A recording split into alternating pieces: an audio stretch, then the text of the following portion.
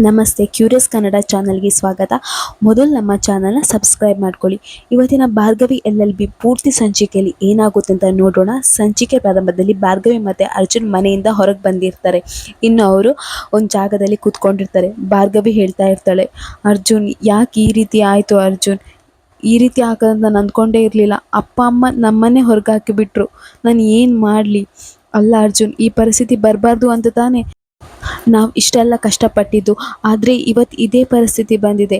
ನಾನು ಏನು ಮಾಡಲಿ ಅರ್ಜುನ್, ಇನ್ನು ನನಗೆ ಯಾರಿದ್ದಾರೆ ಅರ್ಜುನ್ ಅಂತ ಹೇಳ್ತಾ ಇರ್ತಾಳೆ. ಆವಾಗ ಅರ್ಜುನ್ ಹೇಳ್ತಾನೆ, ಅಲ್ಲ ಮೇಡಮ್, ನಾವು ಈ ವಿಷಯ ಯಾರಿಗೂ ಹೇಳಬಾರ್ದಂತ ಹೇಳಿದ್ದೆ ಅಲ್ವಾ, ಹಾಗಿರುವಾಗ ನೀವು ಯಾಕೆ ಈ ವಿಷಯ ಹೇಳಿದ್ರಿ ಮನೆಯವರಿಗೆ ಅಂತ ಹೇಳ್ತಾನೆ.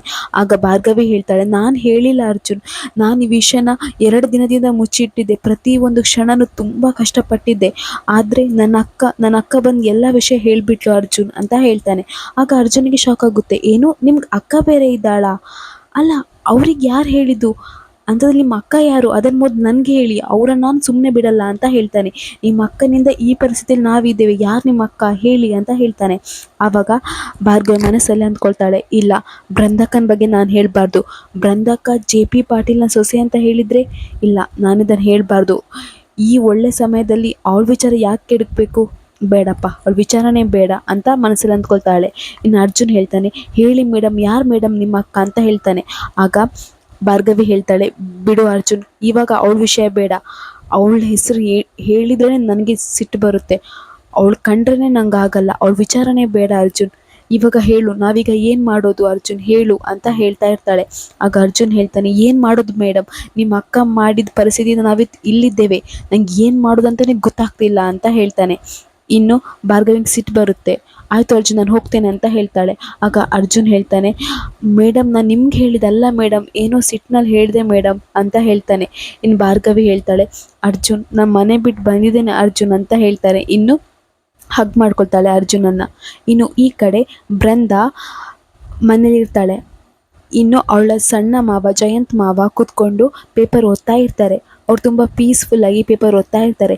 ಇನ್ನು ಬೃಂದಾ ಅವರನ್ನು ನೋಡ್ತಾಳೆ. ನೋಡಿ ಯೋಚನೆ ಮಾಡ್ತಾಳೆ, ಓ ಮಾವ, ಇವರೇ ಅಲ್ವಾ ಸಪೋರ್ಟ್ ಮಾಡೋರು.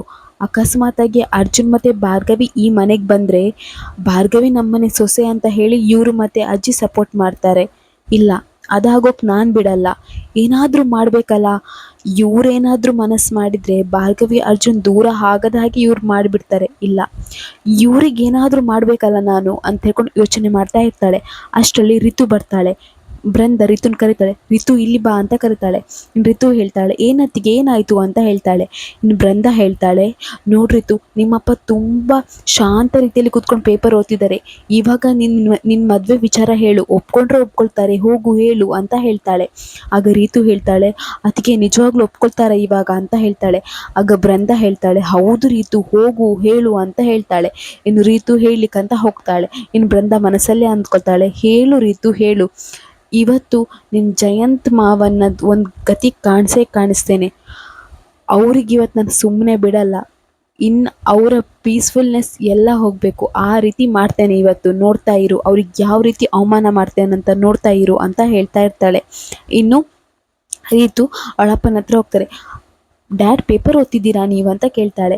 ಆಗ ಜಯಂತ್ ಹೇಳ್ತಾನೆ, ಹೌದು ರೀತು ಅಂತ ಹೇಳ್ತಾನೆ. ಆಗ ರೀತು ಹೇಳ್ತಾಳೆ, ಡ್ಯಾಡ್, ನನ್ನ ಮದುವೆ ವಿಚಾರ ನಂಗೆ ಮಾತಾಡಬೇಕಿತ್ತು ನಿಮ್ಮ ಜೊತೆ ಅಂತ ಹೇಳ್ತಾಳೆ. ಆಗ ಜಯಂತ್ ಹೇಳ್ತಾನೆ, ಹೌದಾ ರೀತು, ನಾನು ಅದನ್ನೇ ಮಾತಾಡಬೇಕಂತ ಇದ್ದೆ. ಇನ್ನೇನು ಮದುವೆ ಮಾಡಿಬಿಡೋಣ, ಹೇಗೂ ನಿಂಗೆ ಒಳ್ಳೊಳ್ಳೆ ಸಂಬಂಧ ಬರ್ತಾ ಇದೆ. ಅದರಲ್ಲೂ ನಂಗೆ ಒಂದು ಸಂಬಂಧ ತುಂಬಾ ಇಷ್ಟ ಆಗಿದೆ. ಅರ್ಜೆಂಟೇನಿಲ್ಲ, ನೀನು ಮೊದಲು ಅವ್ರ ಹತ್ರ ಮಾತಾಡು, ಬೇಕಾದರೆ ಫೋಟೋ ಇವಾಗಲೇ ನೋಡು, ಮೊದಲು ಅವ್ರ ಹತ್ರ ಮಾತಾಡು, ಆಮೇಲೆ ತುಂಬ ಖುಷಿಯಾಗಿರ್ತೆ ಅವ್ರ ಜೊತೆ. ಅವ್ರನ್ನ ನೀನು ಮದುವೆ ಆದರೆ ನಿನ್ನ ಲೈಫ್ ತುಂಬ ಖುಷಿಯಾಗಿರುತ್ತೆ ರೀತು ಅಂತ ಹೇಳ್ತಾರೆ. ಆಗ ರೀತಿಗೆ ಸಿಟ್ಟು ಬರುತ್ತೆ. ಆಗ ರೀತು ಹೇಳ್ತಾಳೆ, ಹೌದು, ಮದುವೆ ಆಮೇಲೆ ನಾನು ಖುಷಿಯಾಗಿರ್ಬೇಕಲ್ವ ಡ್ಯಾಡ್ ಅಂತ ಹೇಳ್ತಾಳೆ. ಅದಕ್ಕೆ ಜಯಂತ್ ಹೇಳ್ತಾನೆ, ಹೌದು ರೀತು, ನೀನು ತುಂಬ ಖುಷಿಯಾಗಿರಬೇಕು ಅಂತ ಹೇಳ್ತಾನೆ. ಆಗ ರೀತು ಹೇಳ್ತಾಳೆ, ಹೌದು, ನಾನು ಮದುವೆಯಾಗಿ ಖುಷಿಯಾಗಿರ್ಬೇಕಂದ್ರೆ ನಾನು ವಿಕ್ಕಿನೇ ಮದುವೆ ಆಗಬೇಕು ಅಂತ ಹೇಳ್ತಾಳೆ. ಆಗ ಜಯಂತಿಗೆ ತುಂಬ ಸಿಟ್ಟು ಬರ್ತದೆ. ಏನು, ವಿಕ್ಕಿನ? ನೋಡ್ರಿತು, ನಿಂಗೆ ನಾನು ಹೇಳಿದ್ದೇನೆ, ಅವನು ದೊಡ್ಡ ಕ್ರಿಮಿನಲ್, ಅವನನ್ನು ಮದುವೆ ಆಗಲಿಕ್ಕೆ ನಾನು ಬಿಡೋದೇ ಇಲ್ಲ, ನೋಡ್ತಾ ಇರು ಅಂತ ಹೇಳ್ತಾನೆ. ಇನ್ನು ಈ ಕಡೆ ಭಾರ್ಗವಿ ಅಮ್ಮ ತುಂಬ ಬೇಜಾರಲ್ಲಿ ಕೂತ್ಕೊಂಡಿರ್ತಾರೆ. ಆಗ ಭಾರ್ಗವಿಗೆ ಎಲ್ಲ ಫ್ರೆಂಡ್ಸ್ ಬರ್ತಾರೆ. ಫ್ರೆಂಡ್ಸ್ ಬಂದ ಕೂಡಲೇ ಅವರಿಗೆ ಗೊತ್ತಾಗುತ್ತೆ ಇಲ್ಲಿ ಏನೋ ಆಗಿದೆ ಅಂತ ಹೇಳ್ಕೊಂಡು. ಯಾಕಂದರೆ ಅವರ ಅಮ್ಮ ಅವರ ಅಪ್ಪ ಎಲ್ಲ ದುಃಖದಲ್ಲಿ ಕೂತಿರ್ತಾರೆ. ಆವಾಗ ಭಾರ್ಗವಿ ಫ್ರೆಂಡ್ಸ್ ಹೇಳ್ತಾರೆ ಭಾರ್ಗು ಭಾರ್ಗು ಅಂತ ಹೇಳ್ತಾರೆ. ಆವಾಗ ಭಾರ್ಗವಿ ಅಮ್ಮ ಹೇಳ್ತಾರೆ ಅವಳಿಲ್ಲ ಕಣ್ರು ಅಂತ ಹೇಳ್ತಾರೆ. ಆಗ ಭಾರ್ಗವಿ ಫ್ರೆಂಡ್ಸ್ ಹೇಳ್ತಾರೆ ಅಂದರೆ ಅರ್ಜುನ್ ಬಂದು ಕರ್ಕೊಂಡು ಹೋದ್ನಾ ಅಂತ ಕೇಳ್ತಾರೆ. ಆಗ ಭಾರ್ಗವಿ ಅಮ್ಮಂಗೆ ಶಾಕ್ ಆಗುತ್ತೆ. ಏನು ಅಂದರೆ ಅರ್ಜುನ್ ಮತ್ತು ಭಾರ್ಗವಿ ಮದುವೆ ಆಗೋ ವಿಚಾರ ನಿಮ್ಗೆ ಗೊತ್ತಿತ್ತಾ? ನಿಮ್ಗೆ ಗೊತ್ತಿದ್ದು ನನ್ನ ಹತ್ರ ಮುಚ್ಚಿಟ್ರಾ? ಏನೋ ನೀವು ಹೀಗೆ ಮಾಡಿದ್ರಿ, ನಿಮ್ಮನ್ನು ನನ್ನ ಮಕ್ಕಳಂತ ಅಂದ್ಕೊಂಡಿದ್ವಿ, ಆದರೆ ನೀವು ನನಗೆ ಮೋಸ ಮಾಡಿದ್ರಾ? ಭಾರ್ಗವಿ ಅಂತೂ ಮೋಸ ಮಾಡಿದ್ಲು, ನೀವು ಕೂಡ ಹಾಗೆ ಮಾಡಿದ್ರಾ ಅಂತ ಹೇಳ್ತಾರೆ. ಆಗ ಭಾರ್ಗವಿ ಫ್ರೆಂಡ್ಸ್ ಹೇಳ್ತಾರೆ ಆಂಟಿ ಹಾಗಲ್ಲ ಆಂಟಿ, ಭಾರ್ಗವಿ ಬೇಕಂತೇನು ಮದುವೆ ಆಗಲಿಲ್ಲ, ಆ ರೌಡಿಗಳಿಂದ ತಪ್ಪಿಸ್ಕೊಳ್ಳೋಕೆ ಹೋಗಿ ಆ ಪರಿಸ್ಥಿತಿಯಲ್ಲಿ ಅವಳಿಗೆ ಗೊತ್ತಿಲ್ಲದೆ ಮದುವೆ ಆಯ್ತಾ ಆಂಟಿ, ಅವಳದೇನು ತಪ್ಪಿಲ್ಲ ಆಂಟಿ, ಅವಳನ್ನು ಕ್ಷಮಿಸ್ಬಿಡಿ ಆಂಟಿ ಅಂತ ಹೇಳ್ತಾರೆ.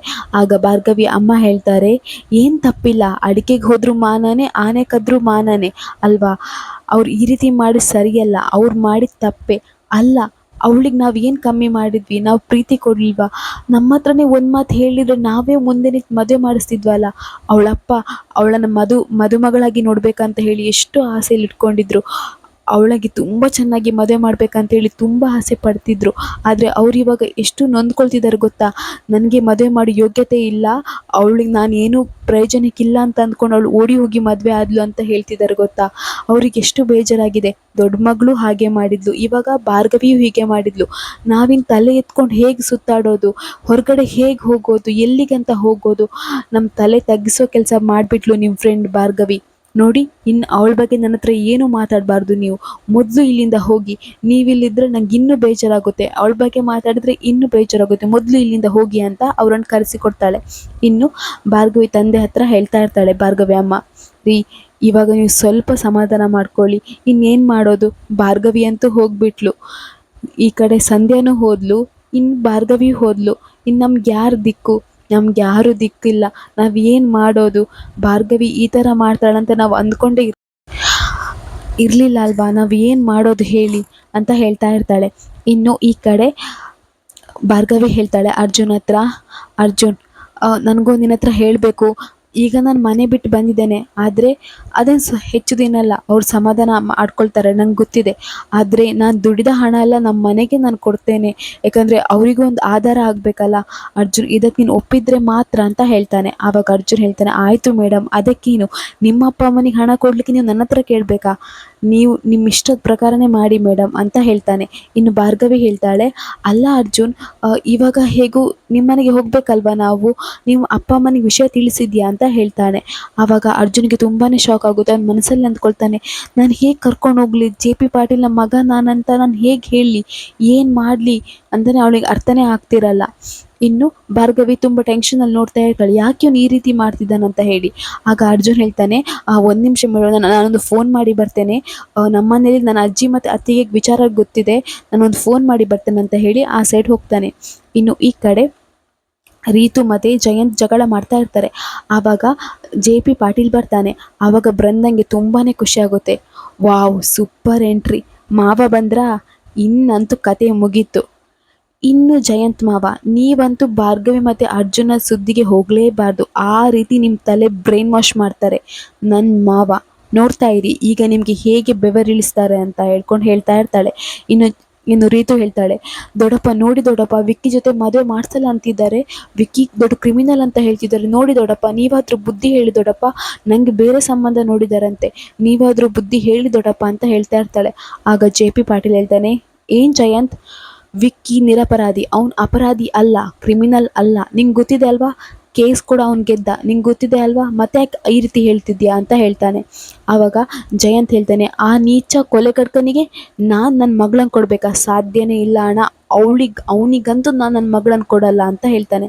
ಆಗ ಜೆ ಪಿ ಪಾಟೀಲ್ ಹೇಳ್ತಾನೆ, ನೋಡ್ ಜಯಂತ್, ಪ್ರೀತಿ ಮಾಡಿದವ್ರನ್ನ ಒಂದು ಮಾಡಬೇಕು, ಅದನ್ನು ಬಿಟ್ಟು ಬೇರೆ ಮಾಡಬಾರ್ದು ಜಯಂತ್ ಅಂತ ಹೇಳ್ತಾನೆ.